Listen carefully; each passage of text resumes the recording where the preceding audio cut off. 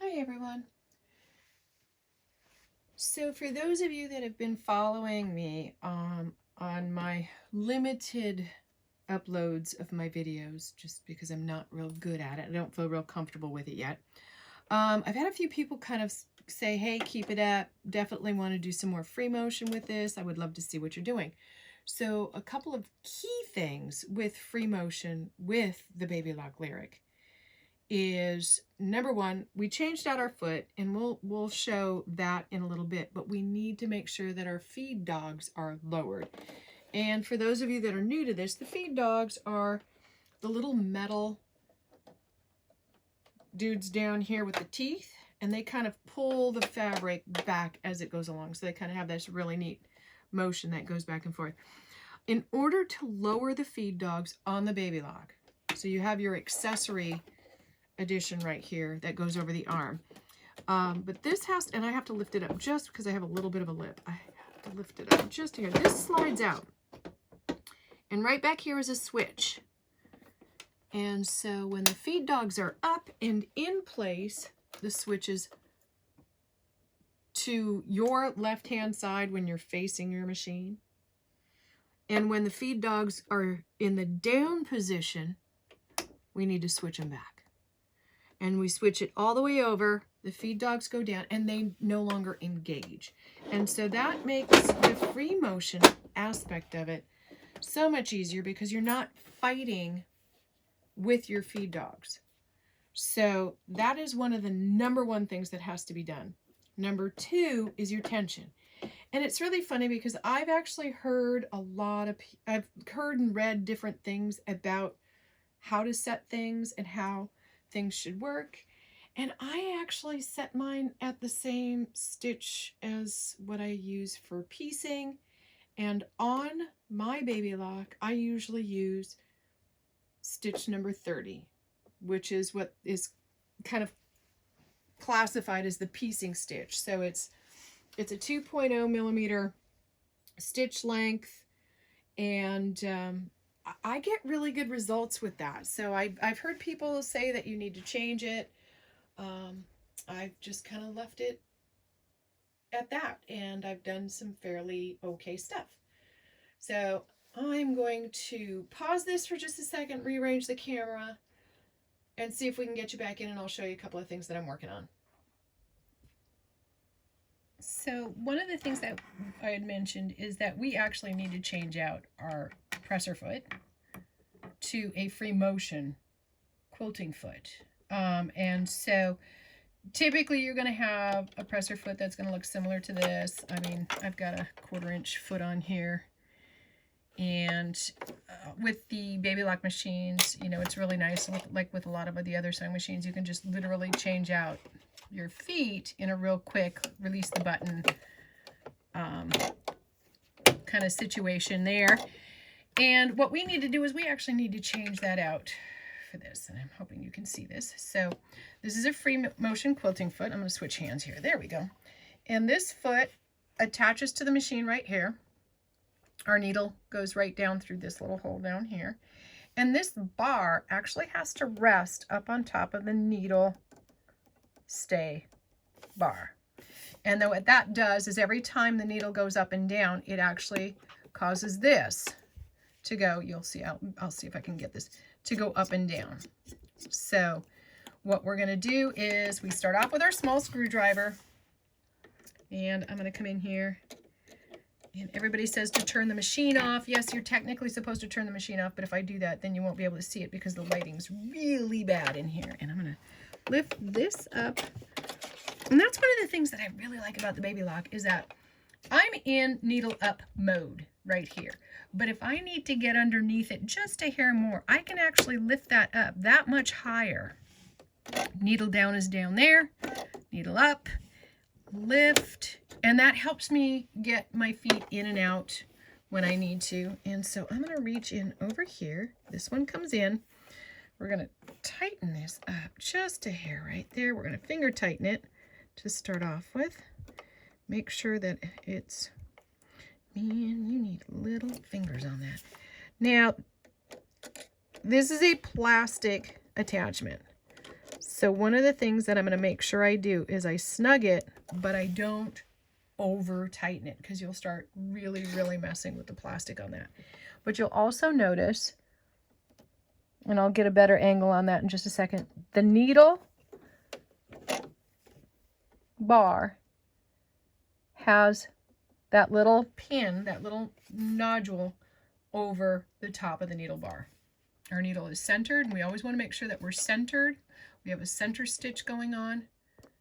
So here's a little bit of a better angle of how that went on. So you can actually see the bar. I'm going to push this down and see how this spring extended, because the bar is actually right on top of that needle stay, the needle holder. And then we go back up, and there you go. So now you're set. You've got your feed dogs down. You have your free motion foot attached to your machine. You've got your stitch set out, and I always make sure that my needle is in a center position. I actually just did that day before, excuse me, where I think I bumped something over on my controls off to the left over here without realizing it. And it obviously shifted the needle over, and I went down and it busted the needle, and it was really scary. So just know that stuff like that will happen. It's also probably one of the best ways to learn what to or not to do. So always pay attention to what's going on, you know, with your machine and bumping stuff. And so when I'm doing stuff, this little machine will beep at you when things get changed. But sometimes you're in the middle of something. Just double check. Make sure that it's a straight line. It'll show it right there with a straight line. And let's see if we can show that. So this is typically what I have my machine set at. And it seems to work for me. So again, some things are going to work better for other people. But the feed dogs and the free motion foot are pretty critical for free motion quilting. All right, so hopefully you can see what I've got going on here. I am going to actually just put a kind of real quick little motif in the square here. I've already done the other three. So I find that myself personally, I love wearing my quilting gloves. I have like 6 different pairs because they get dirty just from the dyes from the fabric and stuff like that. So one of the tools that I have with me at all times is my tweezers, and I love this particular one because I can reach in and grab my threads. I like my threads to be on top, so I'm going to pull that one up a little bit, and you'll see why in just a second.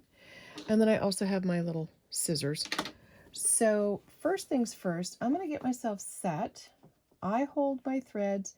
And one of the things that you really want to do is you want to hold your thread so that you can pull your bottom thread up. And the reason for this is if you don't do that, you will create a knot. I don't know if I can show you. I don't know if you can see any. I have a couple on the back of this. But you'll create this knot of thread on the bottom side, and it's just not pretty and not fun to deal with.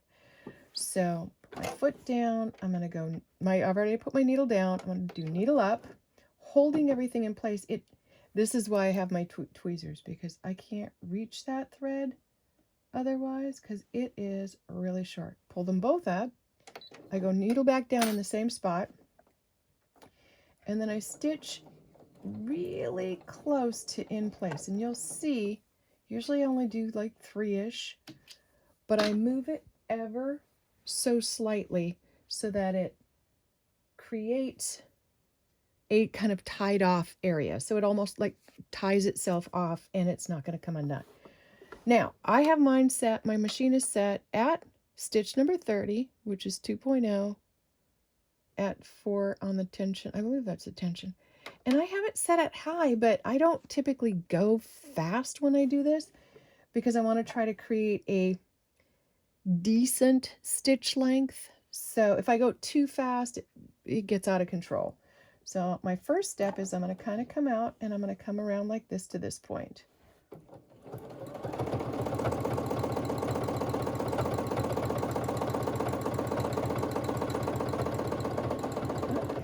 can see I got a little stuck there because my quilt is stuck on me and it's pulling.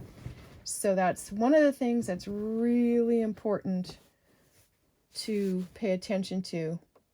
The other thing is I actually have my machine up and I really am more comfortable with it being level with my tabletop. And I'm not sure if I can actually get that to go down right at the moment. Oh, there we go. Oh, much better. So I'm not sure if we can still see that. Oh, maybe. Should be okay. Now I'm going to go from this point to the back point, making a bit of an arc. And it doesn't have to be perfect. Not by any means.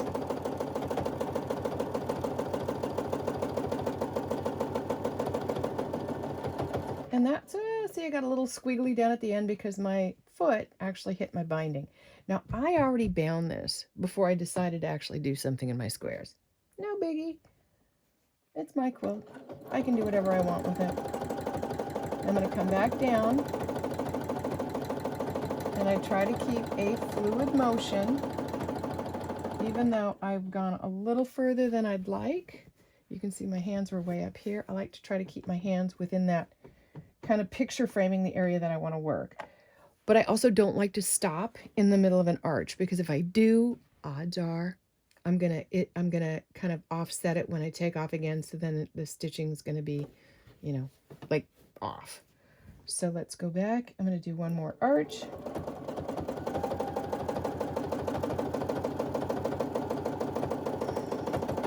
And I'm gonna do a couple of, oops, that one was a little too much. I'm bouncing all over the place here.